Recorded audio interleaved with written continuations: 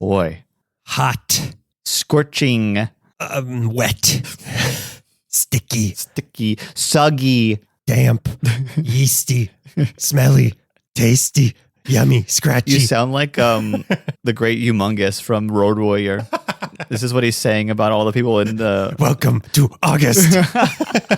I mean, it feels like we're in the Road Warrior right now because it is hot August nights. Pretty warm out there. I mean, we're recording this still in the already horrible month of July. So I'm wondering how bad it's going to get. Is August the worst or is September the worst? I have to ask you this every year because you keep track of what the worst things are. I feel like September is always the worst. Really? Yeah. Just but the way it's my birthday month. How could it possibly be true?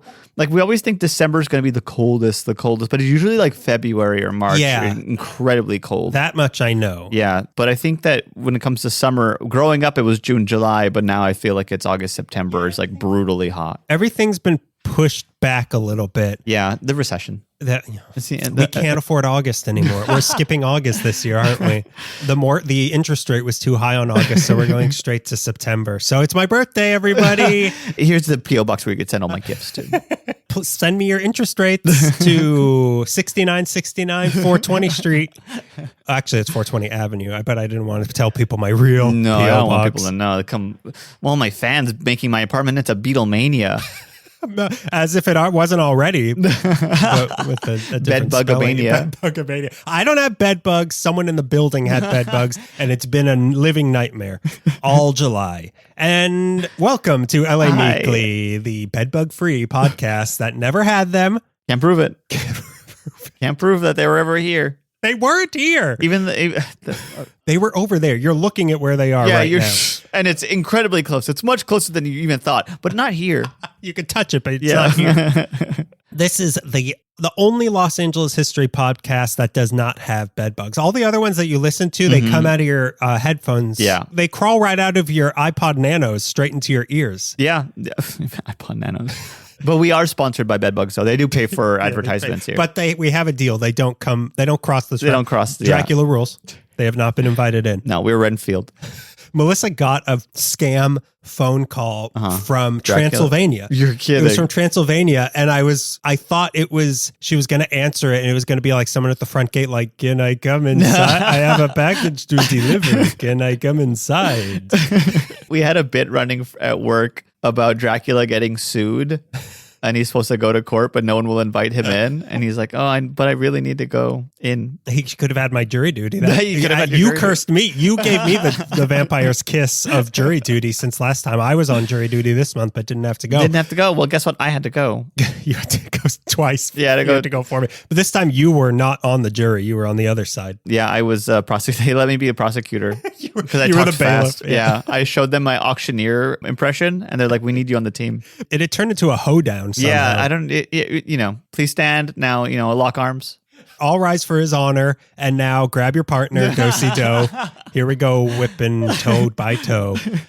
So this is Daniel Zaffron. This is Greg Gonzalez. And this is the Bedbug Free Los Angeles History Podcast. All the other ones give you bed bugs. What's the title of this podcast? Oh, it's LA Meekly, the Bedbug Free History Podcast. The Bedbug Free. Not a single bed bug in any of the stories we've talked about in 10 years that we've been doing this. Let's hope so.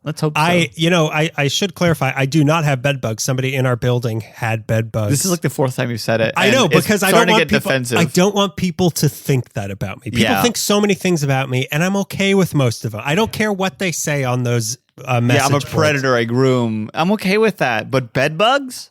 No. Never. I do not groom bed bugs.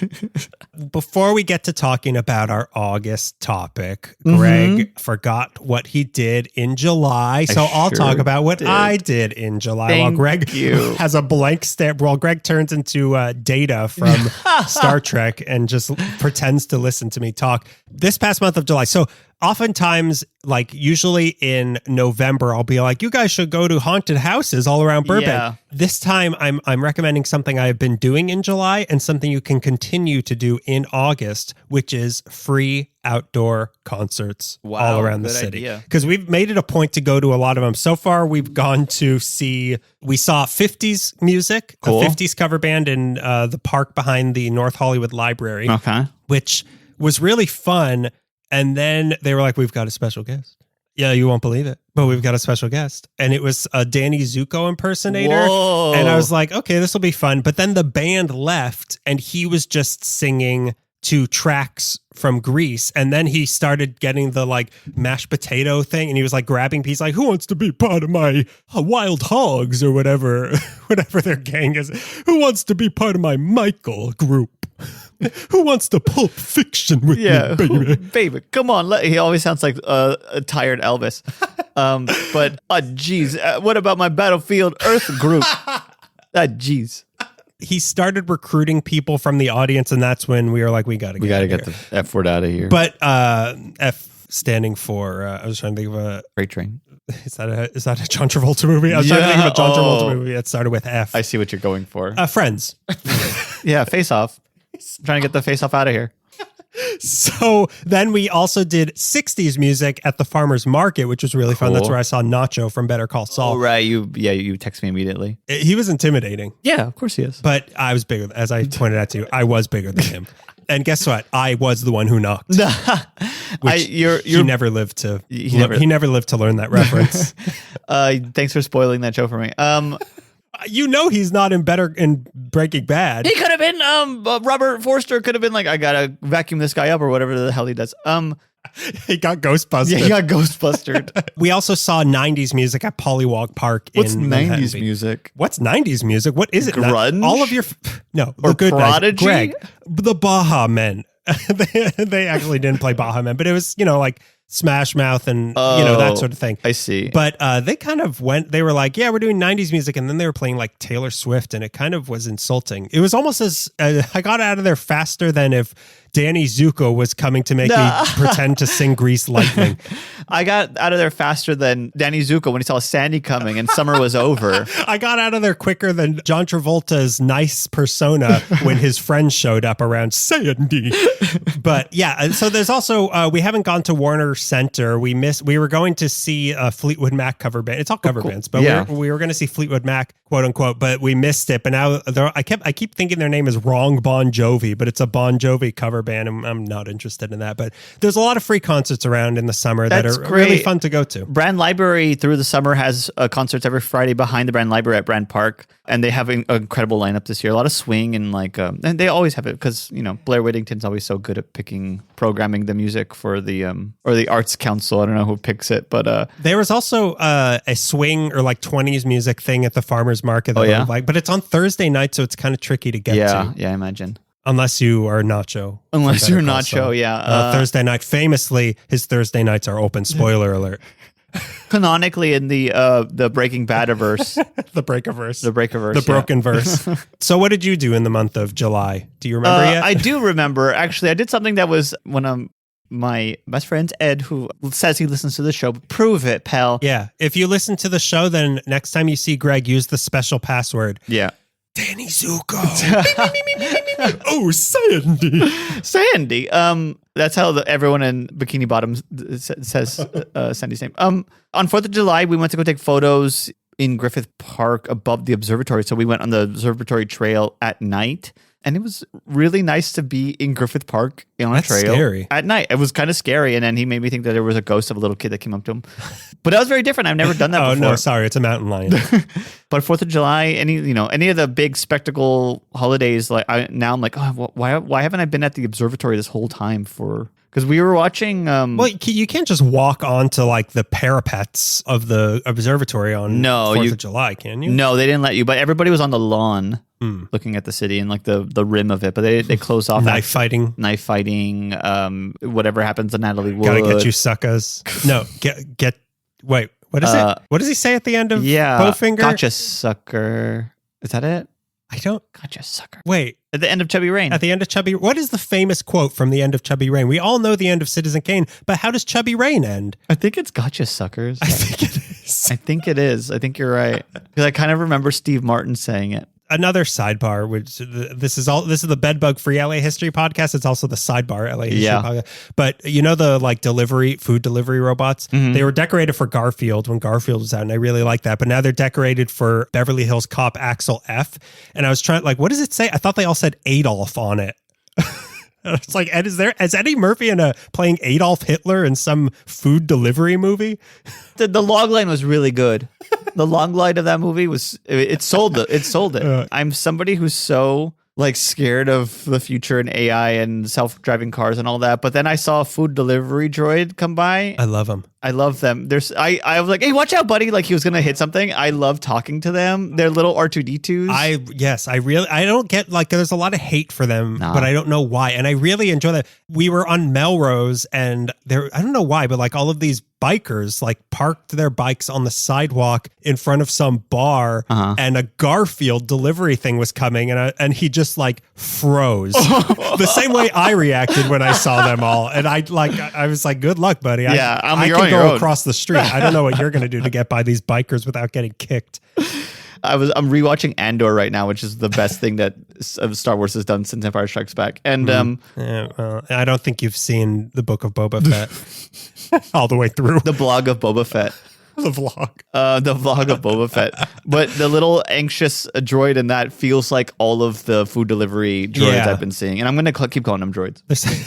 They're sympathetic. Yeah, they're sympathetic. Crappy. They're mailroom of robots. Yeah, they're the us of delivery robots. Yeah, because the security one at Kaiser on Sunset is big and pod-like. It looks like a sex toy. But there's a security robot? Yeah. What? Yeah. What does it do? It's loading a gun. It's trying to find out how to find it, but its permit didn't go through. It didn't pass the psychological test. It just keeps repeating to protect and serve. Yeah. I think it's just a camera and it like alerts security. It's like a moving camera, I'm pretty sure. But I remember when I went to visit my grandma like a couple years ago, there was just like a big kind of cone-ish droid. Oh my god! Doing laps around the campus. All right. Well, so you're thinking back to the sidebar's over. Oh, the sidebar over. Yeah. Back to the actual matter at hand. What was the last line of Chubby Rain? I think it's Gotcha Suckers. Yeah, I think so. We'll say until we look it up. Yeah. Since Daniel won't let me be on my phone. So yeah, droid. Yeah, just droid. Yeah. So that's what we did. That's scary. That's a scary thing to do. But I mean, outside of the July 4th, I feel like you can't really do that. Yeah, no, for sure. Like I think there's a lot of people on July 4th on that trail at night, but outside of that, you don't want to be the only one in Griffith Park at night. You hope. The only one. You in hope. Griffith Park. Yeah. Last night we did. Me and Ada did the They're closing the John Waters exhibit, so we did like one last tour through the exhibit, and then we made like a polyester punch. It was like the cocktail, which was pretty cool. I thought that was like like a dine and dash. We made a polyester punch. A polyester punch, yeah. Distract the waiter. We have to make a polyester punch. So we like made cocktails, but it was all like preloaded and stuff. So we didn't really make it. We just put it all into a cup, but it was very good. And then we made our own fragrance because in polyester they had like a smellorama, like a little chart you could smell stuff with. So we made our own fragrances, and I put a lot of gasoline in mine. And, they were passing these little like bottles around. That's the true polyester punch for you. We were passing these little bottles around. Sniff this. Of different smells. And I wanted to complete my fragrance, but I needed gasoline. And the girl next to me needed gasoline. So we kept like Mad Max characters like, we need gasoline. Back to where's the gasoline? Tasty, smelly. Well, I mean, so that's where you were when you should have been somewhere with me last night, agree. Which we will talk about soon. But now the day's still young. The day is still young. Forever young Forever is today. Young. Yeah. But now that we are done talking about July, it's time to talk about August. And I hope that you've eaten before this episode. Yeah, I hope you're currently eating right now. I hope your tummy is filled with bile. Because this episode's gonna get you gurgling down south. If that's what being hungry is described like, I'm never Welcome eating to the John again. Waters exhibit. To explain this month's episode, we've done fast food. Mm-hmm. And now it's time to take things a little slower. Sit down a while. Relax. Make sure you got tip money. Make sure you took out a mortgage so that you can afford to be at a place. So we're doing sit-down restaurant chains that started in LA. So we've done the fast food stuff. Yeah. We haven't talked about the slower things that are still chains. Sure. One of them is more of a local chain. Mm-hmm. The other two are we've kind of got all degrees here. There's like one that's pretty local, one that's big, and one that's huge. Right. Mine is a little bigger than I even thought, but we'll talk about it. Yeah, we'll save it for my segment. My first one, this is kind of an in-between. It's not quite like the other two, but it is not a fast food place either. Okay. So let's Let's get into it. Let's get into Let's do it, brother. Let's do it, brother. Let's talk about the history of bed bugs. I don't know how often you listen to other podcasts. Sometimes it be like that. You're like, who the hell's talking? Is this Porky Pig talking to Yosemite Sam? All right, so we're getting into my first one. Yes, Here we I'm go. ready. It's well known that this podcast is afflicted with low T. So let's pump those numbers up a bit and discuss the beloved coffee bean and tea leaf. I see what you did there. Do you like the coffee bean and tea leaf? I do. I like it more than Starbucks. I never buy coffee. I like once a year I'll be like, ooh, I'm going to buy myself coffee. I'm going to take out a mortgage on my mortgage and buy myself coffee. Yeah. No, take out a mortgage. Of the two, because those are like the bigger franchises that you find everywhere. Right. I prefer coffee bean, but I kind of do. I think maybe, and because of something I'll talk about, I feel, because, I like a sugary coffee. You do, yeah. You're a Or little boy. something that's not even coffee and just sugary. And I feel like the coffee bean has more of that sort of thing than Starbucks does. So for that reason, I'm in. I'm all in. I'm all in on coffee. If I can get sugary candy drinks, I'm all in. So this place started with a man named Herbert Hyman, who was born December 6, 1931 in our very own Los Angeles. Wow. Cut to, he's a student at UCLA because that's all there is to know about him between the ages of 0 to 18. He was born in LA and he went to UCLA. Uh-huh. While at UCLA, he was known as something of a prankster. Uh-oh. Yeah. He was something of a, oh God, what's his name? Oh my God. Ooh. The guy married to Mila Kunis. Ashton Kutcher. He's something of an Ashton Kutcher. He's a Jamie Kennedy. He's a Jamie Kennedy type. One time he released live chickens in the Powell Library. Wow. Another time he and his friends carried their professor's VW bug to the top of the library steps. How do you do that? If you have enough friends, that's why we can't fathom it. Yeah, we don't have enough friends to lift a VW bug, which is the greatest slam anyone could say to us. But I feel like it would take 4 to 5 college boys to lift a VW bug in the. I guess this would be the 50s. Yeah. I guess it would be heavier, actually. A VW bug in the 50s It's all metal. It was made out of adamantium. But all the boys were stronger back then. Yeah, the VWs did bring all the boys to the yard. So when he wasn't being a real life little rascal, he was also known for his entrepreneurial spirit. Oh, how does he do that? So he was a real Ashton Kutcher. Did he open a sushi bar on Hollywood Boulevard?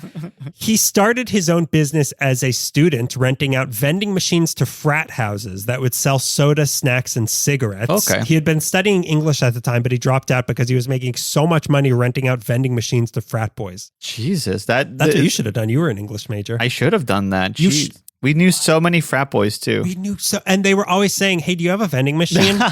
And we were like, "What are we going to do with this information?" This isn't Othello. Can you? And then we would lift up our skirt legs. Can you boys help us lift this VW? It's not a euphemism. There's literally a VW upstairs. It's made of steel. Yeah.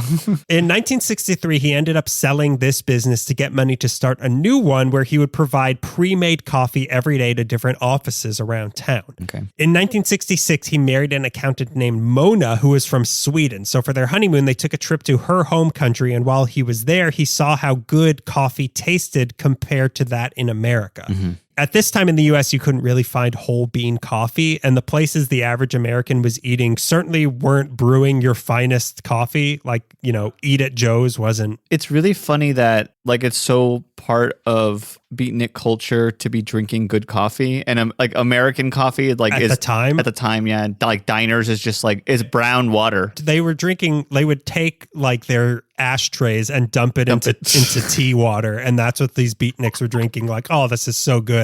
I can't imagine how bad. The coffee most Americans knew then was pre-ground and it came from a can. Right. So yeah, I don't know what they were like. What were they trying to think they were so much better than everybody by drinking the same exact 4-day-old reheated coffee? But it was like espresso. They were drinking.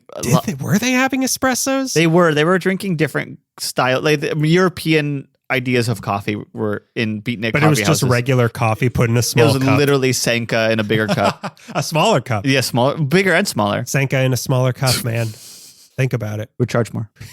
So when Herbert tried coffee in Sweden, a place that, as far as I'm aware, isn't even known for having good coffee, but just coffee from a place where people cared a little bit more about coffee was a revelation to him. Yeah. So he decided to take this concept back to America with him, the concept of an elevated coffee culture. And businessman that he was, he decided to start marketing elevated coffee culture. What year was that? He was starting to brought it back from This Sweden? would have been, so this was like the early 60s. Okay. Around now. Okay. Or like early to mid 60s. So yeah, a little past beatnik time. Okay. But a little before Hell's Angels time. Which is where most beatniks graduated to. Yeah. You either went on to hippiedom or, yeah, you're right. I was going to say, you either die Allen Ginsberg or live long enough to be... Become Sonny Barger. He was already bringing coffee to different office buildings, but he wanted to now have a brick and mortar shop where people could come in and buy bags of whole bean coffee that he would import and roast himself. Okay. But where to open it? He knew that if there was one place in LA that would go for paying more for high-end coffee, it had to be Brentwood. He knew very well then. He knew these idiots will buy anything. All 5 people who live here in the 60s. I'm going to take these pinto beans and say that they're coffee beans, and these yuppies will eat it up, drink it up. The original location was 11698 San Vicente Boulevard, which is still a Coffee Bean today. So getting that address was pulling teeth. Really? Like it was not listed anywhere. So I had to send an email to Coffee Bean HQ. Wow. And when I asked them, I was like, so where's the original location? Their response was basically, who wants to know? So I had to explain to them the concept of LA Meekly, which surprisingly they didn't say no to. Yeah. And they told me they were like, okay, it was this address. Wow. Which is the address of a location that's already there. But I don't know why what do they think I was going to, I bought a bag of your coffee in 1966. Yeah, and I could sue you. The statute of limitations on coffee beans never expires. But I don't know what they want. Well, we started in 2013. Yeah. We used to do intros, but then it got a little time consuming, so we put those aside. Some people missed them. Greg didn't. Some people, Emilio, missed them. Hey, there's at least 5 others we've heard from who missed them. So this was 1966. This is when that store opened. Yeah. And that location, I don't think it's the same building, but that there's still a Coffee Bean at that spot. Okay. Same year, 1966, that Pete's opened up. Pete's Coffee, right. but that was in Berkeley. But this was 5 years before the first Starbucks opened. Okay. But this wasn't a coffee shop just yet. It was just a shop where you bought coffee in bean form. Okay. It was a beanery. Okay. But you could not buy a cup of coffee that was ready to go. We'll get there. We'll get there. Okay, You couldn't buy one yet, but there were cups. All the elements were there. They just did not know how to make it happen. Do? He would sell you beans in a cup. Yeah. And nobody knew what to do with it. Pour water? Just add water? Yeah, he had a cauldron going, just boiling water. It's just like Senka, just add water. But yeah, it was he liked the noise of boiling water in the background. So he was going for a certain aesthetic in this place. The beans he was selling were marketed as being from exotic places, which they were, but like all coffee's from an exotic place. But he was like, oh, this is from Peru. Yeah. As all of them are. The store had nice oak counters that Herbert built himself, and it was simply called Coffee Bean. That's all it was known as. Yeah. But the feature of the shop that people liked most was that every day he brewed samples of each type of bean so that you could try it before you committed to an entire sack of these beans. Seeing where the real interest was, he pivoted the business to focusing mainly on just brewing coffee from these special beans for people. Okay. So that's when he was like, well, I mean, if they're just coming in to sample stuff, why don't I just sell the samples? Yeah.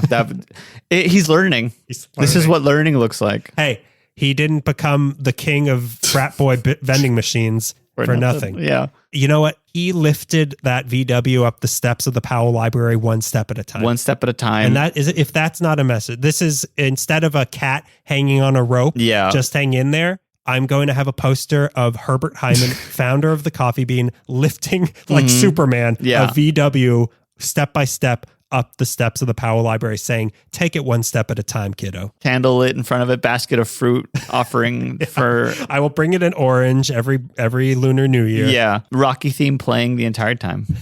Because of their location, Yeah. this became the first coffee place to develop a celebrity clientele. Whoa. Johnny Carson would go there.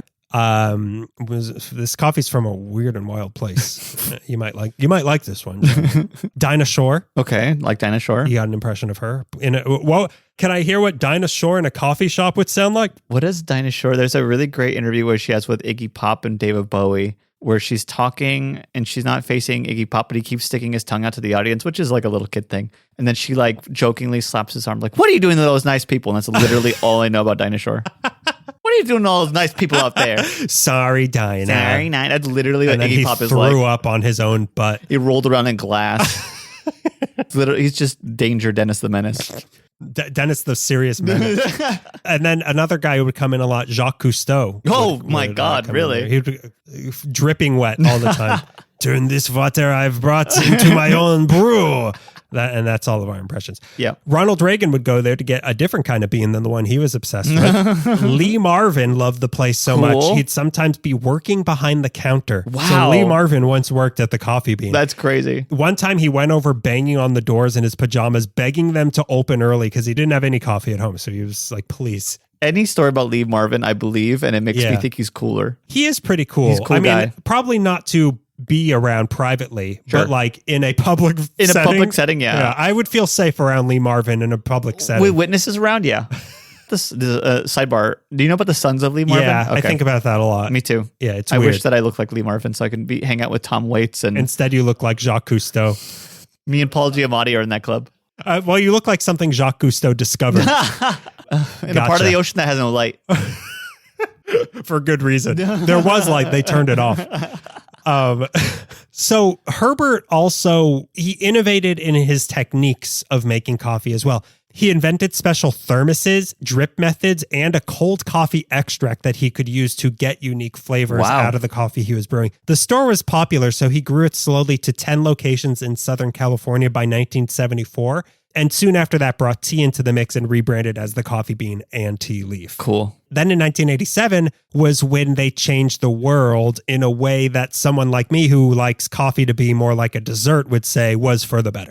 That year, 1987, at their Westwood location, the store manager came in on a hot day with his own blender from home, wanting to make some sort of cold shake for himself. Okay. So he took a bunch of ice, cocoa powder, and then decided, I'm going to add some coffee bean coffee into the mix. And thus, the ice blended coffee was born at the Coffee Bean in Westwood. They invented ice blended coffee, which is crazy to think about. Yeah, that's pretty wild that it happened here because it seems like it's one of those things that just existed forever. Like it was always an option to do that. Like and it's crazy Dante was drinking ice blended coffee in Florence. I mean, he had so much to do. He was so hot writing Inferno. I'm not going to have a hot cup of coffee.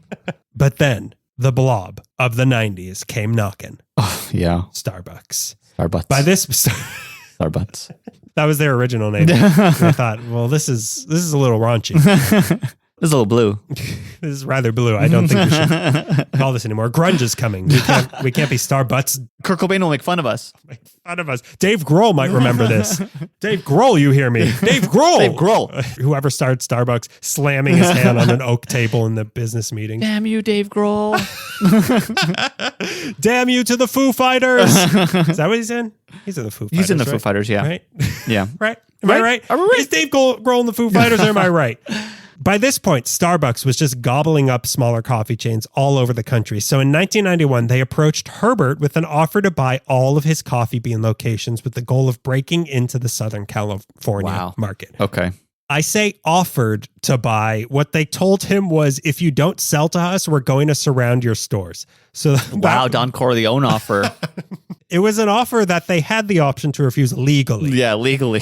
So Herbert declined, and sure enough, Starbucks opened up right next door to several of their locations. And sure enough, it didn't go at all like anybody expected. What ended up happening was that having two different coffee shops right next to each other just gave customers more options. Yeah. And both stores ended up getting more business because of it. Honestly, how it works. Apparently, like it was just good for everybody. Because to a commoner like me, there's almost, I mean, like I know the distinction, but if Coffee Bean's packed, I'll just go to the other one. If Starbucks is packed, I'll go to the other one because they're almost equivalent. And also, I mean, this business strategy will come up later in the episode also, but it also is almost like a a cult of personality. Like it's, Yeah, it's like, yeah. are you a Starbucks person or are you a Pepsi person or are you a Coke person? Yeah. There is a different vibe between Starbucks and Coffee Bean. Coffee Bean, while huge, does feel more independent, which it's not. It's not at but all. it does feel like more of a local, small mom and pop place. Which is ludicrous. So after this, though, Herbert started purposely opening up new locations next to Starbucks. Wow. And it kept working. Spy versus spy. A bigger one. Yeah. They blocked out their son.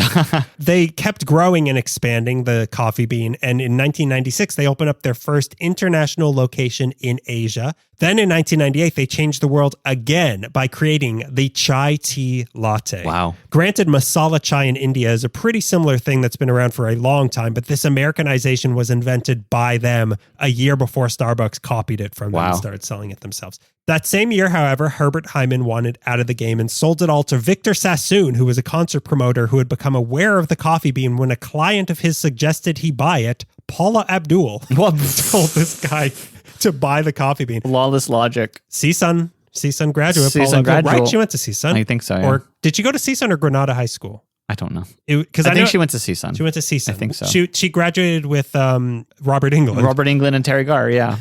And us. And of course, the Ally Meekley boys. The scariest thing to come out of CSUN since Robert Englund, personality-wise.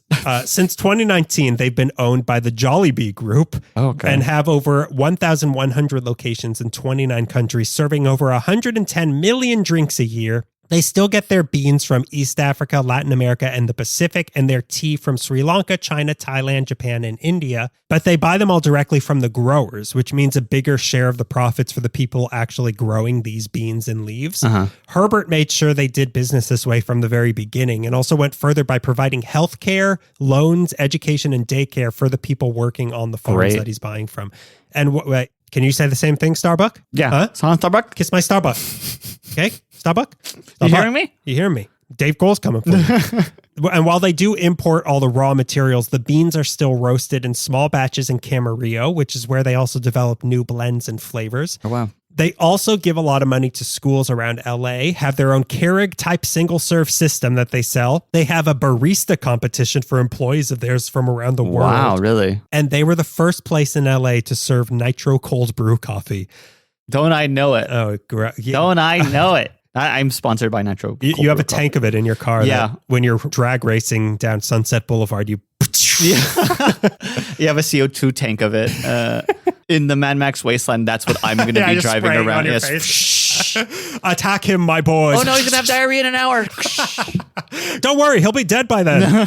He'll be killed by what's big-eyed girl name? Oh, Anya Taylor-Joy. Anya Taylor-Joy. Yeah.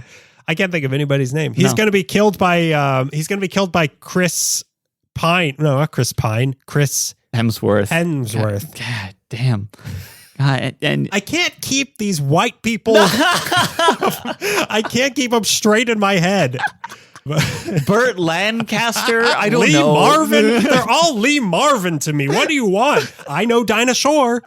So Herbert Hyman died in 2014, but he never quite got the recognition he deserves for his influence on American coffee culture. Yeah. He's considered by some as the grandfather of specialty coffee in the U.S., and between him and Alfred Peet of Peet's Coffee, this was the start of the gourmet coffee craze in America. Like Starbucks didn't do this. It was Peet's and it was the Coffee Bean. Yeah. But because his name wasn't on the sign like Peet's, and because the Coffee Bean was never quite as big as Starbucks, but still not quite a local shop, Herbert Hyman isn't nearly as celebrated. So here's to you, Herbert Hyman. May Lee Marvin be knocking on your door in heaven begging for a hot mug of angel juice. And we do know Lee Marvin is in heaven. Yeah, we've seen his movie Season Heaven. I've read a few biographies. We know Lee Marvin's Good in guy. heaven. Great guy. Oh, I got an email from Coffee Bean right now. Did you really? Yeah. That's weird. So Are you talking about me? Wait. Someone look up my address? You didn't tell him our address, did you? Who wants to know? Who's listening? Give me all the names. Give me all the names. So we've had our coffee. Yeah. I'm ready for lunch now, I think. Lunch or dinner or breakfast. Yeah, it really serves everything. The story of one of our last... Oh, I'm going to be talking... I guess I didn't even put it in here what I'm talking about. I'm going to be talking about Bob's Big Boy, one of the most iconic burger spots... It is. Yeah. It like the big boy. I mean, he's in Austin Powers. Yeah, he's in Austin Powers. If you're in Austin Powers, you know you've made it, baby. You hit iconography. It really is down in Los Angeles to In-N-Out. It's in The Simpsons, too. And Kind of. Yeah. Colossal Donut. A parody of him, yeah. Of two things in LA is in The Simpsons. No, it really is. I mean, you'll tell me more about the history of like how big this boy was. Yeah. But for something that, as far as I'm aware, has 2 locations left, kind of had a huge impact on just like a idea of food and like an era. I think the building, I mean, we'll get into it. Let's get into it. The story of one of our last historic burger spots starts with Robert Wine, spelled W-I-A-N, born in funky Philadelphia in 1914. The Waynes leave Philly for Glendale in 1928 when Robert was 14. Their home on Royal Boulevard in the hills of Glendale is now a Glendale historical landmark. Less so because of Bob's Big Boy lived there, and more because Robert's father imported hand-carved wooden furniture and built a 3-story Mediterranean-style house. So it's like a beautiful building from the 20s that's just preserved. Does it have like an Art Deco boy standing in front of it? Yeah, it's got a little Art Deco boy. Holding a copy of The Great Gatsby. The green light from across the way. Everything seemed to be going great for the Wines, and then the Depression hit. Oh, boy. In 1929, Robert's father lost everything in a stock market crash, forcing his teenage son to go get a job. Robert, I can't, but you do it. Yeah. I got to build this house. Robert Wine takes a job in the kitchen. A few years later, he graduates from Glendale High and marries his high school sweetheart, Frances. He worked as an overnight dishwasher at one of the White Log coffee shops, which was like a West Coast equivalent to White Castle, but coffee instead of burgers. I don't know. Would they serve you square coffee? Square coffee, yeah, in a little square cup. You've got to order 12 of them, though, to feel full. This job is important for 2 reasons. First, being that it's Robert's first foray into the food industry, which he finds out really quickly that he loves. Sure, important, but more specifically, it would be the first pairing with his boss, David Wood, who would later become the purchasing agent for Bob's Big Boy. Like as I learned reading this, he kind of like builds people through time until he gets to Bob's Big Boy, and suddenly like he has like a catalog of people behind him who like Robin Hood, yeah, like a gathering of merry men. After the White Log coffee shop, Wine moved onto the Glendale location of the Right Spot. Oh. Fans of our early work might remember that the Pasadena location of the Right Spot is said to be ground zero for the cheeseburger made by Lionel Sternberger. This was Wine's favorite restaurant, and he made the move to work there because he wanted to learn everything he could about running a local burger spot just like that. He wanted to make his own, so he like went to the best of the best. So Bob's Big Boy, or as you know him, Robert Wine's large child. This was all sort of a... well, I guess the Right Spot was pre-Tommy's, right? Yeah, I think so. But it's all sort of the same, an outgrowth of the same sort of impulse of hamburgers in LA. Yeah. Hamburgers and... Faster car food. Yeah, that's what I was trying to get at. Faster car food. Which is gasoline, but in people terms, it's hamburgers. In the 20s, everything was different.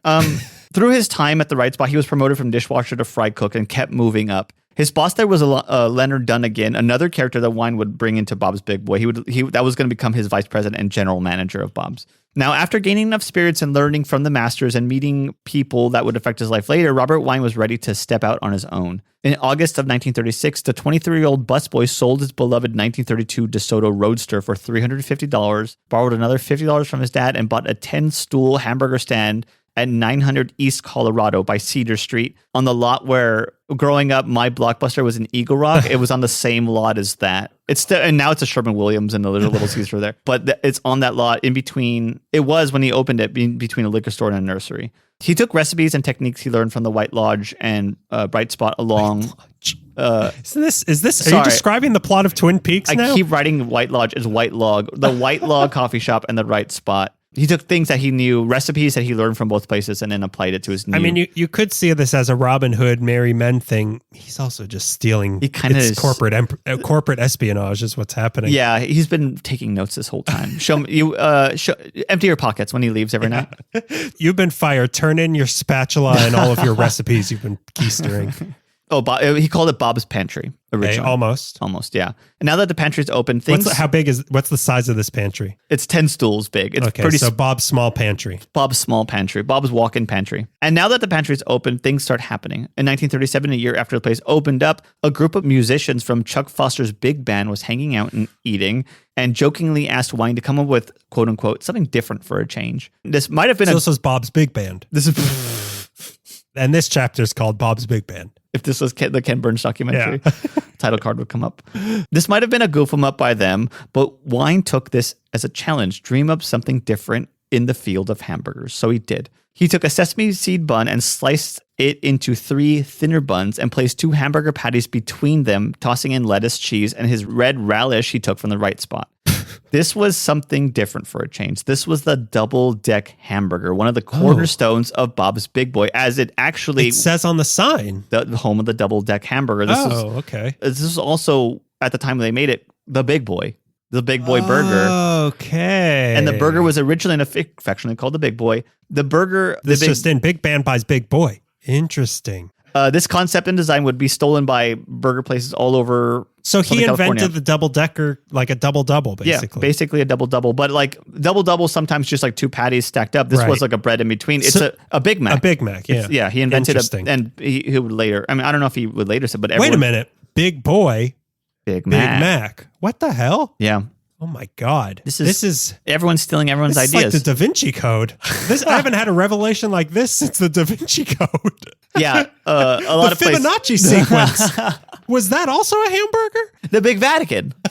The Big Vat. The Big Vat, yeah. But the double deck hamburger is only 1/2 of what makes Bob's Big Boy. A quadruple decker? You're going to keep stacking it up? It's only 1/2 of what makes Bob's Big Boy iconic. Because McDonald's has the golden arches, Walt has Mickey, and Bob's Big Boy has a big boy. Right. It's now time to talk about You sent me this picture. Little 6-year-old Richard Woodruff, a corpulent little cutie who used to cherubic little boy, please. Cherubic little boy who used to come in on his own and trade chores for burgers and would stay. He would stay. Wait a minute. Literally describing Is this Daniel's Bluto? Wimpy, not Bluto. I Bluto's wrote the in bad here guy. Wimpy year 1. He would stay at the counter and eat as many hamburgers as he could work off until his grandma would show up and drag him out of there. Oh my God. I would gladly pay you Tuesday for a hamburger today. Just don't tell my grandma. Just please, we got to do it before. We got to speed this thing up because I hear my grandma's slippers. The chanclas are... No, they are on their way. clumping. They're getting louder. Now, also hanging around Bob's was a friend of Robert's named Ben Washam, who was a fellow fry cook when he worked at the White Log, but now... He should be the dishwasher, though. He should... Wash him. But now he was an animation artist at Warner Brothers. Oh. One day, witnessing Woodruff scarf down some burgers, he doodled the kid's caricature God. on a napkin while eating lunch. Wine saw the doodle and offered to buy it from Washam, but he was like, they were pals, so he just gave it to him for free. This corpulent little cutie became the Cherubic little boy. cherubic little fella, became the iconic Bob's Big Boy mascot. Wow. And now on the cusp of opening a new location, Bob's Pantry was now becoming Bob's Big Boy, with Big Boy An referring to actual the big burger, boy. but also with a big boy as a little porker. Do we have an update on this boy? Like, is he still alive? I Lemony hamburgers. didn't look into whether Richard Woodruff was alive or not, but he Richard was. Woodruff, if you're listening right now, Yeah. for the love of God, stop eating hamburgers at your... Oh, wait, this just in. We're getting an urgent telegram from Bob's Big Boy. Please stop calling me corpulent. I'm cherubic. Even as an adult, I'm cherubic. I'm still cherubic. I'm an elder cherubic. Well, what year was this? This was 1936. Okay, so he's probably... He'd be in his 90s. He would probably be in his hundreds right now. Hundreds, maybe. And if he was eating this many, if he was as cherubic as you're describing him, and he was eating that many hamburgers, I'm going to say he didn't live past 100. But he lived a good life. He lived a great life. Trading chores for burgers. Not only did he live a great life, he lived the dream. The dream, as some would say. Now, the second location of Bob's opened up in Burbank in 1938. I'm not really sure where. It's the third location, Bob's Big Boy. That is it's like another piece to the legend. Another piece of the puzzle is the legend of Bob's Big Boy. Right. Sitting to this day at 4211 Riverside Drive in Burbank is this streamlined, modern wonder that is Bob's Big Boy. The big Bob's Big Boy. Right. The location was built in 1949 with 2 locals, Scott McDonald and Ward Albert, who I could not find any information about, but it was designed by legendary Googie designer Wayne McAllister, who was behind a lot of iconic Las Vegas casinos, as well as a lot of diners in LA like Norm's and Ships. According to McAllister, the design for Bob's was the World's Fair Pavilion of the pre-war period by its long, low, horizontal roofline and wide canopies. This location, with its broad, curving window walls, slanted angles, its use of glass, and its large neon sign illuminating over the boulevard, was one of the shining examples of coffee shop car culture Googie right at the moment that look was about to land hard. And I like to think that Bob's Big Boy being centered between Warner Brothers and Hanna-Barbera Studios at the dawn of the 50s marks itself as a look that was chased after in cartoons. I'm looking at you, Jetsons. And was Disney around there yet? Oh, in the 50s? I imagine it was, yeah. Yeah, they were down the street with the Grand Central Air Terminal is. Right.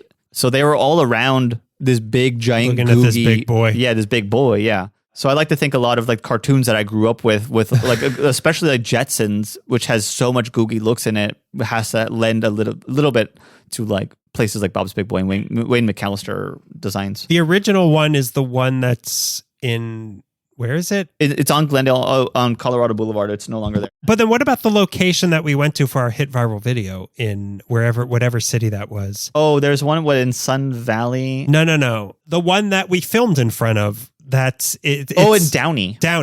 So what location is the Downey one? I don't know. It came around a little bit later. Okay, because that's one of the ones that's one that they're striving to make look googie. But I don't know how old that one is. I didn't look into that one. I was thinking more about the ones that are in the valley, like the one that's on. I think there's only one. Yeah, I think the one in Sun Valley closed. There's one at that Target on. Oh yeah, the Sun Valley one is closed. Yeah. As far as I'm aware, there is not another Bob's Big Boy. Yeah, a lot of them closed. There's one that was by a Target like on Nordhoff, not Tampa. What's the one after Tampa? Okay, yeah, maybe that one. I don't know if that one's still open. It's like get the car ready.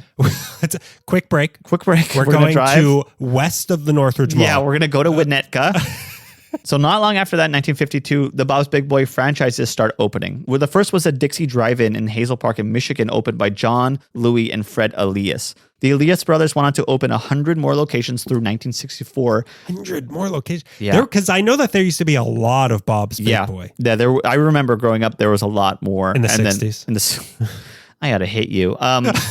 They opened 100 locations, and they were tinkering with the title and landing on the Elias Brothers Big Boys, kind of what they ended up with. And then there's also like the Fritches, that's like another sort of franchised out. And so it was kind of big in like Michigan and Canada, like that region was at like the northeast. In 1964, back on Riverside Drive, the Mop Tops from Liverpool stopped by Bob's Big Boy around the time their album Help was released, and they did their second stint on the Ed Sullivan Show. Is that true? So because I know that there's a sign at one of the booths saying this is where the Beatles ate. So it actually did happen. Yeah, the Beatles booth is real. The Beatles stop the presses. Stop the presses. Yeah, the most important Beatles news just landed. The Beatles wanted to eat at a quote-unquote real American diner and were taken to Bob's, where they took a corner booth, and their meal was commemorated with a plaque that reads, "The Beatles booth, John, Paul, George, and Ringo at Bob's Big Boy." And people wait hours to sit at the Beatles booth. Did they pull a polyester punch or whatever? Yeah, they pulled a polyester punch, and it's the reason they're running at the beginning of a hard day's night is because they're running from Bob's Big Boy. Boom, boom, boom. He's still balancing the hamburger. He's got George Martin's head on a platter, which is why his hand is held out. George Martin's head, and then their manager's head as well. Again, I can't think of these white people's names. Bob something. Was their manager? Bob Dole. I don't remember their manager's name. Let's say Billy Preston then. Well, yeah, Billy Preston, yeah.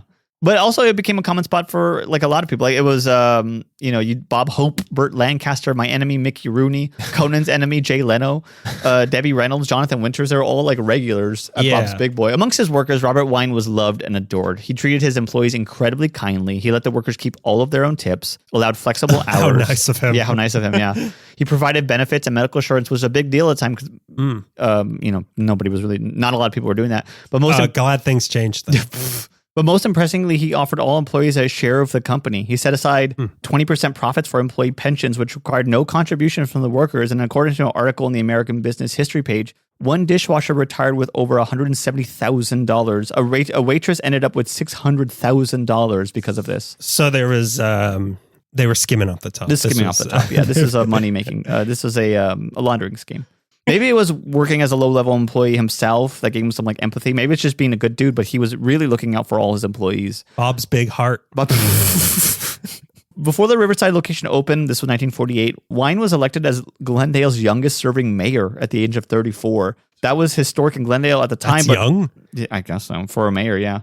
In the 30s, yeah. Or no, 40s. Also worthy of note was that he pulled the highest number of votes ever cast for a candidate at the time, which was 13,450 votes for him. Oh God. He served from October. There were that many people in Glendale back then? That's kind of what I thought too. I'm like, how popular is Glendale? I thought it was a ghost town. He served from October of 48 to April of 49, and the next year is when the Riverside location opens. Anyways, back to our timeline. It's the mid-60s, and Robert is doing very well financially, but one of the arms of Bob's Big Boy was a shrimp fishing company that would supply Bob's with shrimp. And between 1966... Wait a minute. This isn't going where I think it's going, is it? No. Big Bubba Grump shrimp? No, it's not. Bubba Grump. Bubba Grump, yeah. Not Bubba Gump. We're talking about Bubba Grumps. Yeah, okay, so this is... He's trying to catch the white whale, right? I've read books before. So the Bob statue didn't crack open and the anthropomorphic shrimp didn't walk out of it from Bubba Gump, right? No, that did not happen. All right. He had a shrimp supply operation. The shrimp operation lost the company $3 million, and this was seen as a catastrophe. And it was so bad that the board of directors needed him to either resign or sell the company. And he did. Or eat all the shrimp this shrimp right now. He did. He sold the company to Marriott for what is today $55 million, but stayed on as both vice president and president of Marriott. Marriott, at the time I was reading, I didn't know this. They were like a restaurant chain first and then became hotels like later. Like Howard Johnson? I guess so. Or was it the other way around for Howard Johnson? I feel like I think Howard Johnson was a hotel with a restaurant. I can't tell these white names apart. These white business names apart. Okay, let me look through the green book and get some hotels you would know. So he sold to Marriott for $55. Well, and he also knew like the guy Marriott. Like they knew each other from like food. J.W. Marriott? J.W. Marriott, yeah. But Robert Wine stayed on as vice president and president of Marriott's Big Boy Restaurants of America division and later became a board member before retiring in the 70s. Marriott owned over 100 locations of Bob's through the different franchises across California, Michigan, and Canada, but they were slowly shifting from restaurant, like I said, from hotels, and something was getting lost in the mix. Sales were waning through the years as drive-in burger chains had to compete with the more modern idea of fast food, along with other sit-down family diners like Caro's or Coco's or whatever. Wow, I haven't thought about Caro's in a long time. Yeah. I loved Caro's. Me too. And Coco's too. Coco's was a lesser Caro's, but I also liked Coco's. Yeah. Culture was changing and Bob's had yet to become retro. It was just old at this point. I remember like... Just hang in there. Just hang in there. You got to outlive Johnny Rockets and you'll be fine. Good luck, though. Several locations closed down, including the original on Colorado Boulevard, which broke so many people's hearts. Marriott later sold the franchise to the Elias brothers in 1987, which, if you remember, those are the three brothers in Michigan who first bought the franchises out from Robert Wayne.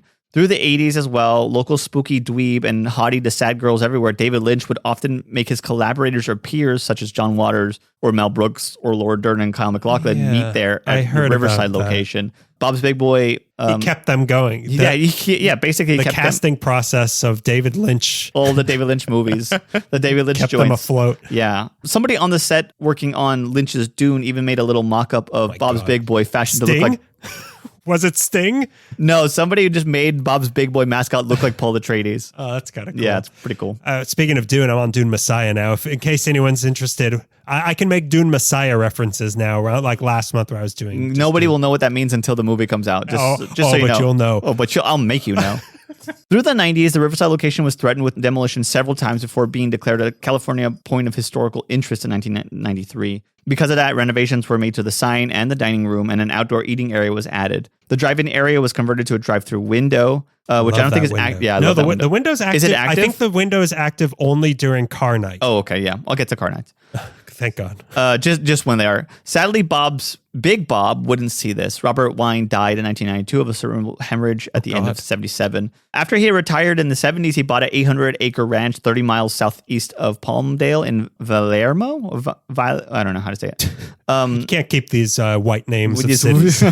But later he moved in the 80s to Newport Beach. Now that's a not white name of a town. You can see the corpulent little cutie mascot in Austin Powers. He's a big rocket for Dr. Evil. There's a few scenes shot there towards the end of the greatest crime movie of all time, Heat. Is it really? Yeah. Huh. When they steal the Bob hamburger? They steal the Bob hamburger, yeah. A lot of people die. Al Pacino talking to Robert De Niro on the phone. Hello, baby. Hello. Al Pacino speaking. And she's got a great ass. The plane went down. Also, there's like 270 locations of Bob's Big Boy in Japan. And really? And the menu strays from Americana. Were you my mom? And and it offers a preference towards hamburger steaks as well as like cheese-filled hamburger patties. What does that mean? What's the difference? Because I think I've heard the hamburger steak. What does that mean? Just I don't really know. Like a country fried. That's what I assumed. Yeah. Okay. Like country fried hamburger, ground beef. Okay. I'm in. Okay. I don't know what it is, but our idea of it, I'm in. I'll do. Yeah. They also have like spaghetti, chicken steaks, pork steaks, and then regular steak. You can also order your food as part of the Big Boy Viking buffet, which means your meal includes all you can eat salad, soup, rice, and curry. Wow. Wait. Okay. This is in Japan. Yeah, in Japan. Every Friday they are famous at the Burbank location for their curry. Their curry. They're well known for their curry. Yeah. Every Friday night from 4 p.m. to 10 p.m., Bob's Big Boy Burbank hosts a classic car show, and the menu remains classic Americana. I went yesterday for the first time in a long time. No, I went to Bob's Big Boy to eat food. And go to the car show. It was on Friday. Where are the cars? Yeah, what's up? Look at this Honda Civic. Nice Accord. It's a real lowrider, this Honda Accord. It's great. I got the double deck. I got the super Big Boy combo. Which one? You went to the Burbank one? The Burbank one, yeah. I'm pretty sure the Burbank and the Downey one are the only ones left. Maybe the Northridge one if it's still open. If it's still open. But yeah, those are the only two I could think of. Three, maybe three. Maybe three. Two for sure. But the two that are open, both great. The food is fine. Yeah. It's not like this is the best hamburger I've ever had. Unless I'm sitting in the Beatles booth. It does taste better. Yeah. It just hamburgers taste good in a booth like that. But it's the experience is fun. It's serviceable to solid Americana dinerish. I've never really strayed from the burgers though, and I'd like to because I was looking at the menu yesterday. I get the curry. I get the escargot. There's one part of the menu I order from that you have to dust off and able to read. That's what I order off of. That's a my lot of favorite part. Lobster and shrimp. I know that they have a whole thing with shrimp. It's controversial with shrimp, but I still get it. Can I have the Bubba Grump special?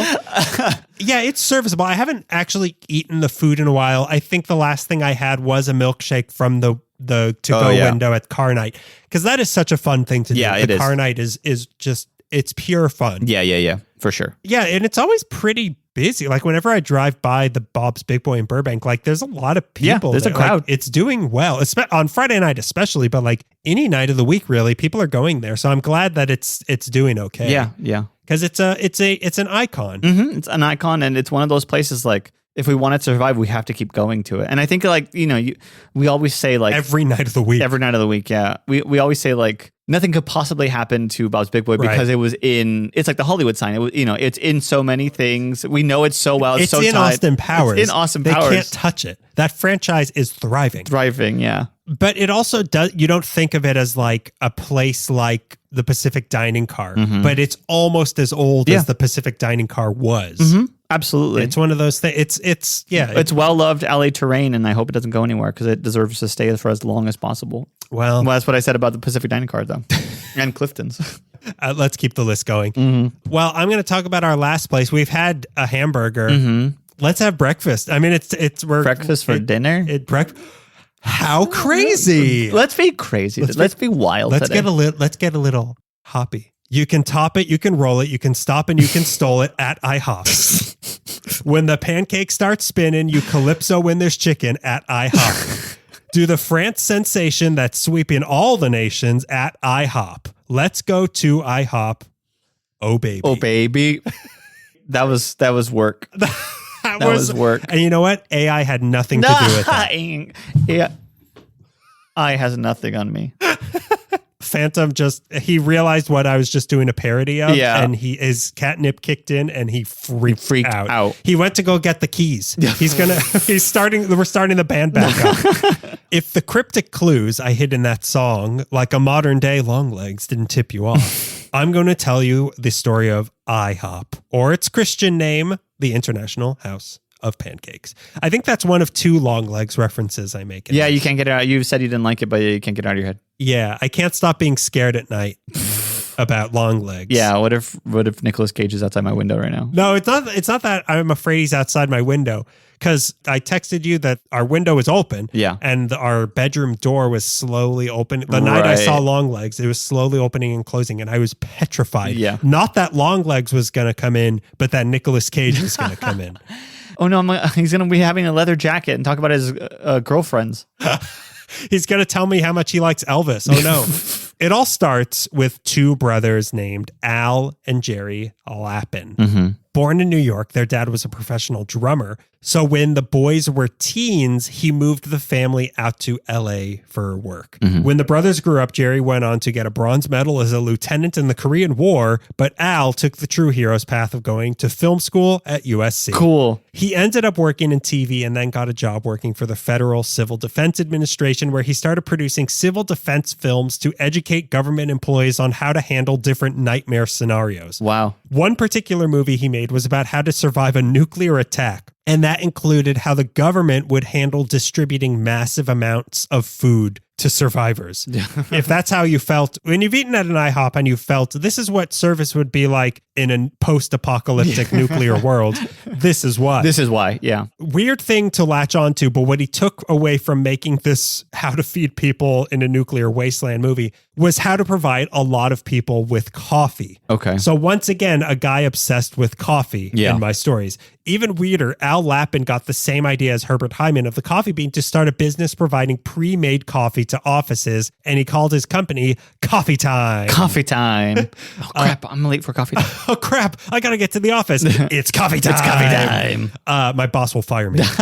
They just brought in giant urns to different offices around LA filled with coffee. But pretty soon, just coffee wasn't enough for Al. He wanted to start a new business that covered all breakfast, a food business, aka a restaurant. And for this, he took a lot of inspiration from a lot of different places. To start, he wanted to model his restaurant after what appeared to be a chain of breakfast-based restaurants called Uncle John's, which started in Santa Monica. Okay. I don't think there maybe is one left, but I think it's like a Bob's Big Boy sort of thing. Like, this used to be huge. But instead of just focusing on breakfast as a whole, Al's place would focus specifically on pancakes. Pancakes. Why pancakes? No idea, but why not? Why question it? Why pancakes? Because pancakes. To pancake or not to pancake?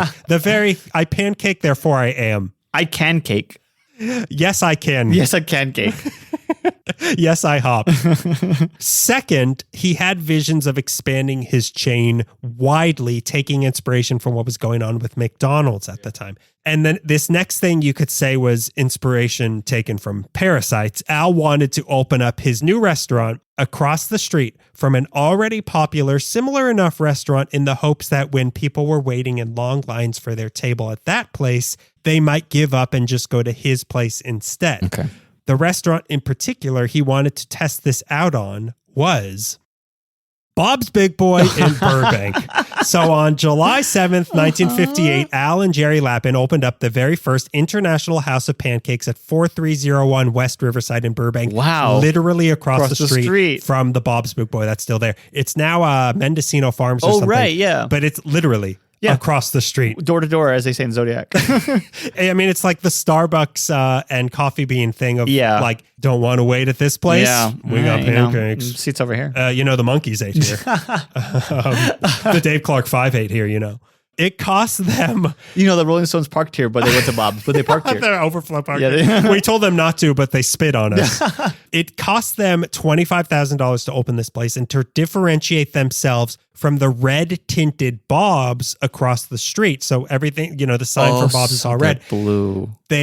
And also inspiration one more time from the vibrant monochrome orange roofs of Howard Johnson. They said, well, they're red. We're going to be bright blue. Great. So that's why to this day, many of the IHOP locations have bright blue on them. Beautiful. Which is weird to think about that, like all of the IHOP blue that you've seen your whole life is just because they wanted to not look like Bob's Big Boy. It's so funny. So back to that name. They weren't just the House of Pancakes. They were the International House of Pancakes. Why? Because Interpol eats here. Because it was more tax breaks. They had tried coconut syrup on a pancake somewhere and got the idea that their pancakes should be centered around more international flavors like that. So they decided to craft a menu around pancakes from all over the world, even though they actually weren't. Like most places don't eat pancakes. Yeah. I've often thought that. Oh, you haven't had a Estonian pancake before? They tested out their initial recipes in their mom's kitchen, but they soon hired a cordon bleu trained chef named Pete Marsubian. So an Armenian cordon bleu trained chef came up with a slew of quote unquote international pancake recipes that were mostly just things he was making up. Okay. They had things we know about that are quote unquote international, like French toast and Swedish pancakes. Sure. Belgium waffles. Belgian waffles. That's what they call pancakes in Belgium. Waffles. But then Marsubian came up with things like the Kauai coconut pancake, which had shredded coconut and coconut sugar sauce imported from the Philippines on top. He made the Tahitian orange pineapple pancake, something called a Persian pancake, and also an Iowa corn cake, which the Des Moines Mafia once threatened me with. You had a polyester punch earlier. Yeah. Have you ever been put in an Iowa corn cake? I bet not. I bet not. I can still see your thumb. You saw thumbprints. No, you have not. Initially, they offered 48 different types of pancakes with themes like this from all over the world. That number got cut down to just 16 in the 70s, but many of these original recipes are still used today. Really? Or variations of yeah. So that was their main gimmick, was these international, quote unquote, international offerings. But there were two others, one of which is my favorite. First, knowing how important coffee was to people from their previous business, they would just bring a whole pot of coffee to your table and leave it there. So you'd have unlimited coffee and not have to beg the waiters to bring you more whenever you wanted. They don't do this anymore. They don't? No, they don't. They don't do that. They come by, decaf, regular. Welcome to IHOP. The other gimmick, though, which thank God they still do this one, was offering unique syrups on every table. That is why I go. They had strawberry, blueberry, and boysenberry, which was and still is not a very common thing outside of an IHOP to have those things. Yeah. And all this for an affordable price. It was initially 60 cents for 3 pancakes. And even from the beginning, they appealed to more particular taste by offering burgers and my beloved chocolate chip pancakes. Funny face pancakes was what I would get all the time as a kid. Let me scratch that. Funny face pancakes is what I get all the time. All the time. Yeah. I beg them to make a frown face so it looks like me, and they're like, no, cheer up. Stop being gloomy. You must eat the smiley face. Yeah, it's good for you. We talked to your doctor. You have to eat the smiley face.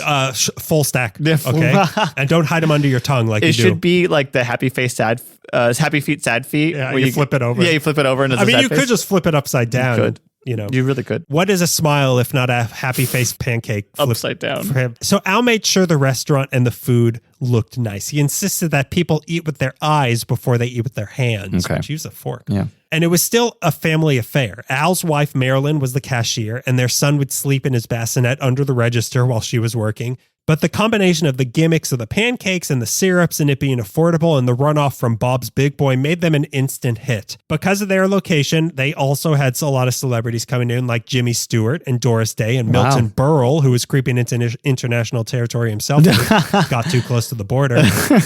So yeah, like all those people who would be going to Bob's would also be going to IHOPs. Cool. We got them too. Now remember, Al's plan had been to McDonald'sify this. So once it became clear that the concept of an IHOP worked, things started moving fast. Yeah. He started a new company to own the International House of Pancakes called International Industries and opened up a couple more locations in the Valley.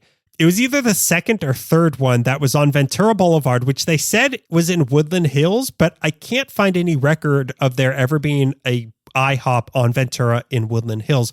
So I think they might be talking about the one that's in Encino. Right. That's still there. That's the one I know. Because this location, which was opened in 1960, was the first one to feature the iconic A-frame shape. I love building. that A-frame. The steep slopes of the ceilings were meant to make you feel like you were eating in a European chalet. Nice. I like that. And I do get, when I'm outside, I get that feeling. Never when I'm inside. When I'm outside waiting. Well, it used to be like that. But it used to feel like that inside also. They could fit about 88 people in one of these, and this became the standard structure of an IHOP for a long time. Cool. From here, they started opening up more and more locations throughout the 70s, most of them being franchises. Their company, International Industries, became more and more of a conglomerate, buying up the Orange Julius locations and also Michael's they owned.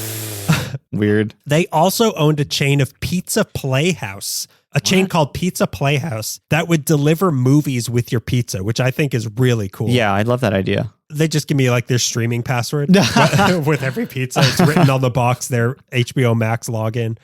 Please throw this box away when you're done. Only 3 people can use it at once, and it's a busy night. Yeah. Al even started a new restaurant chain during this time, House of Pies. Wow. The same guy who started IHOP started House of Pies. That makes a lot of sense. It does, doesn't it? Yeah. Like the shape of, like, there's that building in Studio City on Ventura that they say used to be a House of Pies that has the same triangle shaped thing. It's weird, but kind of exciting. Yeah, kind of very thrilling. exciting. I want to go right now.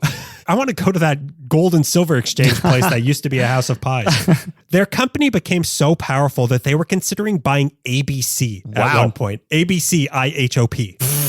But IHOP was still the main focus, and they had to change with the times. So they started expanding their menu more into offering lunch and dinner while still maintaining a focus on breakfast. And in doing this, they helped establish the concept of a full-service family dining chain. Like, this was, I believe, before Denny's. Like, I think Denny's started late 60s. I can't remember, but they were the trailblazers in this. Then they finally fulfilled their destiny and went international in 1969 when they opened up their first location in Canada. Okay. Unfortunately, they spread the pancake batter a little too thin. They turned the pancake into a crepe. Oh. And financial troubles started setting in. By the early 70s, they were about $5 million in debt, and then the recession hit, and that debt got called in. Oh, no. This meant layoffs, and in 1973, some franchise owners sued the company saying they were being overcharged for supplies and equipment. This made the brothers say, well, that's it for us. Yeah, and they cashed their shares out, and suddenly IHOP was in the hands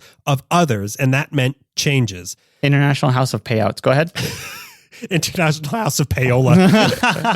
To start, in 1973 was when they actually started using the abbreviation IHOP. Okay. In an advertising campaign. What? Really? Yeah. And in 1963, they pretty much went by IHOP exclusively because not only was it easier to say, it was cheaper to put on signs than International House of Pancakes. Smart. So whenever you're having money troubles, just abbreviate whatever you're called. 1979 was when the last of the A-frame buildings were built as they moved into a more modern era after being bought by a Swiss company that started making the waitresses wear dirndl outfits and added things like schnitzel and bratwurst to their menus, which feels more like what an IHOP should be. Yeah, I agree. While certainly making things more international, it was certainly not popular for what people wanted out of IHOP. But 1983 was when they really got seriously corporate and set out to become the #1 family restaurant in America. That was the goal. To start, they tightened their big old pancake belt and closed down all the locations that weren't generating a profit. For all the locations that were left, they were about to undergo major renovations. Gone were the days of the cozy chalet and say hello to the world of bigger interiors and muted decor. Gross. That's what they look like now. Yeah. They wanted to fit in as many syrup guzzlers as they could at any given time, which also meant more 2-seat tables rather than 2 people taking up larger tables available when 2 other waffle maniacs were waiting to be seated. They changed the kitchen in all the locations by splitting them into 2 smaller identical twin kitchens. So this was so that during the slow times of the day, they'd only need half the staff to run one of the kitchens and then double the staff for the second run during the rushes. But they did have to hire twins. Only twins could work there. Sorry. So it's a little tricky, but it did save Hiring money. process was, some would say double the time. Double the pleasure also. But for twins, you do only have to pay them one salary, so it worked. They also got rid of the ovens to keep costs down. So all oven food required was removed from the menu. Okay. This was also around the time they started offering kids menus and added 17 dinner items to draw more people in the evenings. 1985 was when they started doing their famous deals and promotions, and was also the year they introduced America to the legendary Rudy Tooty, fresh and fruity. 2 bacon, 2 eggs, 2 pancakes topped with either blueberry, cinnamon apple, strawberry, or peach. And all of this worked, I know. They grew like crazy. They had to, we'll talk soon about how much I've been begging someone to go to IHOP with me since I started this research. They had to move their headquarters off of Lankershim in North Hollywood into a big new building in Glendale. In 1992, they introduced America's regular guy, Cliff Bemis, as their TV spokesperson. Right. Previously, they had people like McLean Stevenson from MASH and Jack Snow of the LA Rams as their spokespeople. When I'm in the Korea War, there's only one food I feel like eating, and that's Rudy Tooty Fresh and Fruity. Syrup is painless. By 1995, they were opening 50 new IHOPs a year. By 1996, they had over 700 locations, and by 1998, they were making $1 billion a year. Jesus Christ. In 2003, they claimed that each year they sold over 700 million pancakes, 20 million pounds of breakfast meat, and 300 million cups of coffee. Damn. That was also the year they started their Come Hungry, Leave Happy slogan. In 2006, they declared March 7th National Pancake Day, where they donate part of all the money they take in that day to children's hospitals.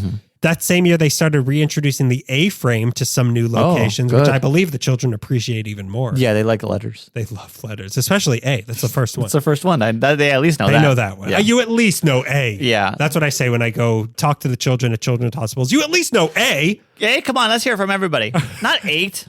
In 2007, you know your numbers, but not your letters. In 2007, they got so big that the restaurant ate an entire other restaurant. They bought Applebee's for $2 billion. I didn't know that. So now between these two restaurants, this company now had over 3,250 locations, making them the biggest full-service restaurant company in the world. In 2009, they spread into the final state they didn't have a location in, Vermont.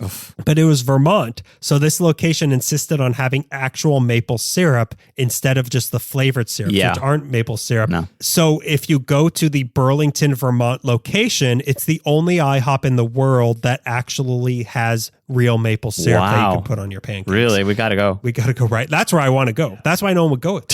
In 2010, they had to sue a church for copyright infringement because they were calling themselves IHOP, the International House of Prayer. Oh, that's funny. I like that, though. Let them do it. But they also have to get pancakes, though. They do have to, and they don't dunk you in. It's maple syrup, It's maple. but you're getting. It's not real. It's only in Vermont. If you're getting christened in Vermont. It's strawberry syrup that they baptized. Sorry, yeah. In 2011, they opened up their first location in New York City, but neighbors complained because of the constant smell of cooking bacon, so they had to install a special machine that absorbed the smell of bacon.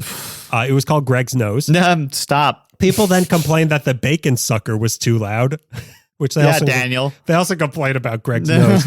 In 2014, they dumbed down the menu for us Pancakeophiles to have less words and more colorful pictures, which actually boosted sales 4%, which I'll believe it. Yeah. The rate of people who can't read, whatever that word is high. Dummies. Big Stupids, dum-dums. idiots. I could go on and on. It is fun to go in there and be like, that. I want this one that looks like Make this one in a plate in front of me. This one has a face. Turn it into this one. I'm going to draw what I want it to look like. I want Benjamin Franklin. The Benjamin short stack. Yeah, give me that. The Benjamin Flapkin. 2015 was when they introduced the smiley face logo on their signs. Like it. They toyed around with the idea of faster versions of IHOP around this time, also with IHOP Express and Flipped. Oh. They even used an IHOP pancake in a study of whether or not Kansas was flatter than a pancake. The results are Kansas is flatter than a pancake. So are Florida, Illinois, North Dakota, Louisiana, Minnesota, and Delaware are flatter than a pancake. Yeah, like overall, right? Because like the actual surface of a pancake has like grooves and divots, but like the surface of these states are flat as a pancake. Flat as a pancake. A different company's pancake. Okay, though. I think North Dakota had mountains. Okay, whatever. The beautiful North Dakotan mountains. Yeah. I'd love to go to North Dakota and climb the mountains. Where's Mount Rushmore? South Dakota? Yeah. Okay. Yeah. You big idiot. And also, every IHOP pancake has a Mount Rushmore on it. You stupid idiot.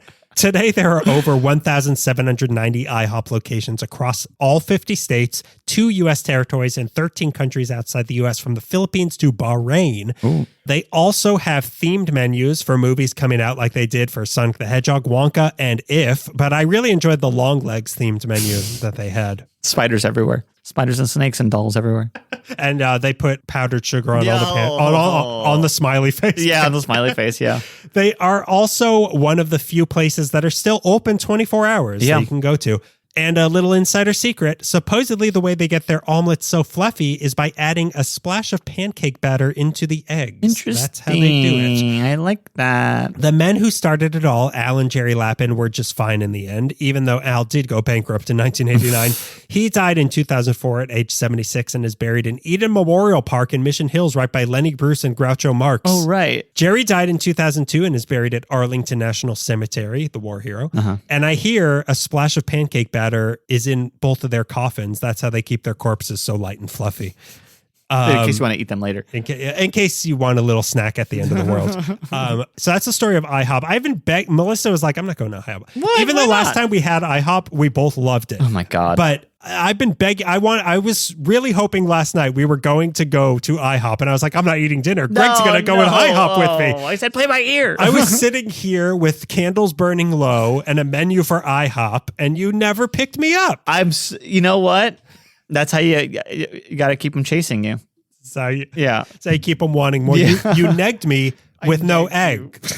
I would like to go this week to IHOP with you. So badly. But I wanted to go to IHOP and talk about our experience on this. I can't wait to go get the craziest pancakes you've ever seen me eat. And you've seen me eat a lot of pancakes. I have seen you a lot of pancakes and sweets in your life. And this time is going to be embarrassing. I'm going to get a full stack of smiley face pancakes. Because you're going to call it research. That's why I'm scared. This is in the name of science. Bring me Rudy Tooty fresh and fruity with smiley faces on them. But sir, we don't have the capacity. I said do it. I'm with LA Weekly. Open up the... Do you know who I am? Open up the Twin Kitchen for me. I know it's 2 a.m. Yeah. Wake up. Yeah. This research made me so hungry for pancakes.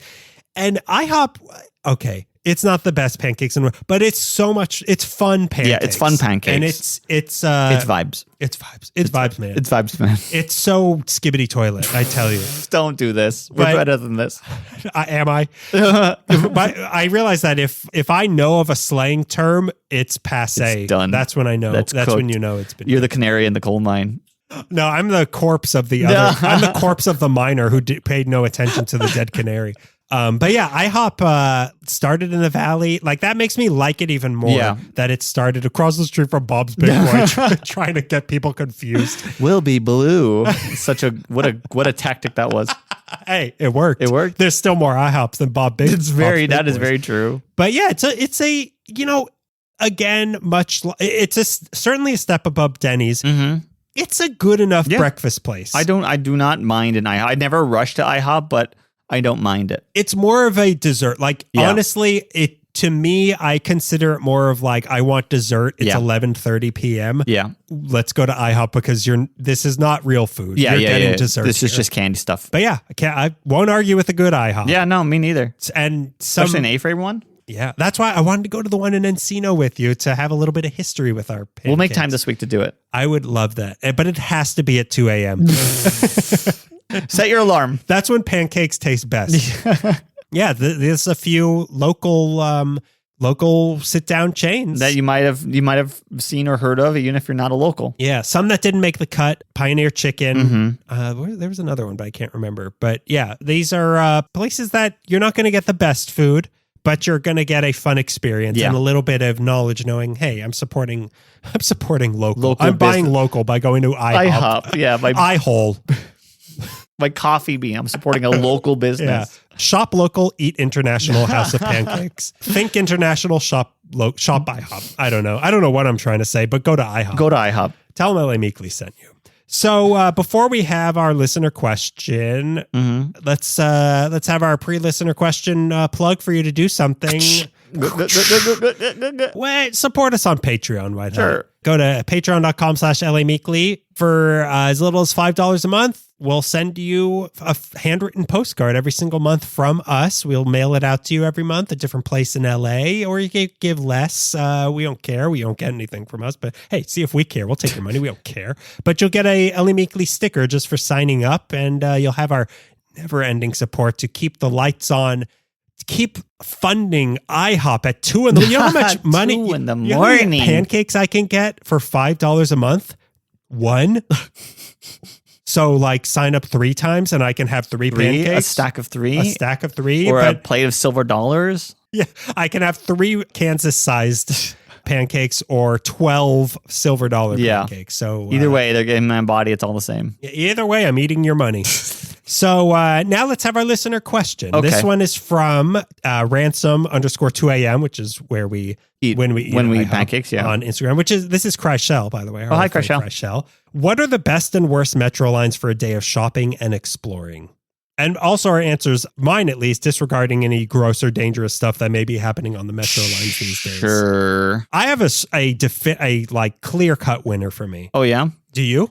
I know that I'd rather drive to Long Beach and take the blue line all the way down there. I think that the gold line will take you to really nice places in Pasadena. So that's like a good option. By the way, we don't even know their new names, but they're not called that anymore. Oh. It is gold colored, but it's not called the gold line. The one anymore. that takes you from Union Station to downtown. The gold colored line. Gold color through Highland Park and South Pasadena and to Pasadena. That one does stop and beyond. I thought about that because it does stop at like the Southwest Museum. I mean, kind of close to the Southwest Museum and close enough to stuff in South Pasadena.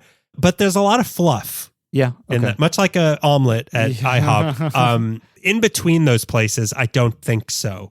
Yeah, sure. In between them, not so much. But I think that it's the nicest ride because the order. But that's not what she's asking. No, I get that. But in between, let's say you want to go to Highland Park and then get back on and go to Firestone Brewery in South Pasadena and then go to Lake and then shop there. Like you can do it.